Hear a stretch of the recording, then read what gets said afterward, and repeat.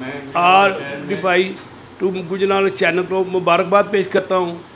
ये एक ताजरों के लिए एक बहुत बड़ा चैनल है। हम इनको बार बार मुबारकबाद पेश करते हैं कि इन्होंने गुजरांवाला में जो कदम उठाया है शायद इससे पहले किसी ने नहीं उठाया। गुजरांवाला शहर इतना बड़ा सनती शहर है कि हमेशा ताजरों को लाहौर, इस्लामाबाद, कराची के ताजरों को बड़ा अरूज दिया गया है टेलीविज़न में, मगर इस चैनल ने जो हमारा साथ दे रहा है इंशाल्लाह बड़ी जल्दी गुजरांवाला के ताजर अपना मकाम हासिल कर लेंगे।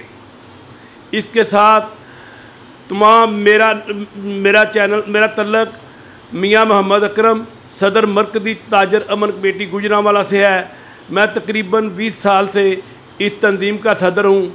हमने हमेशा शहर में कोई भी हालात के मामले में वक़्त आया हमने इंतज़ामिया का साथ दिया और शहर में दोस्तों के साथ चले और इनके साथ साथ चलते चलते हमने कदम ब कदम साथ इनके चलते गए।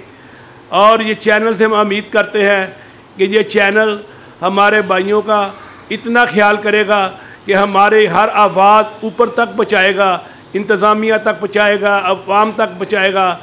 इस चैनल की तमाम साथियों को बहुत खुशी है।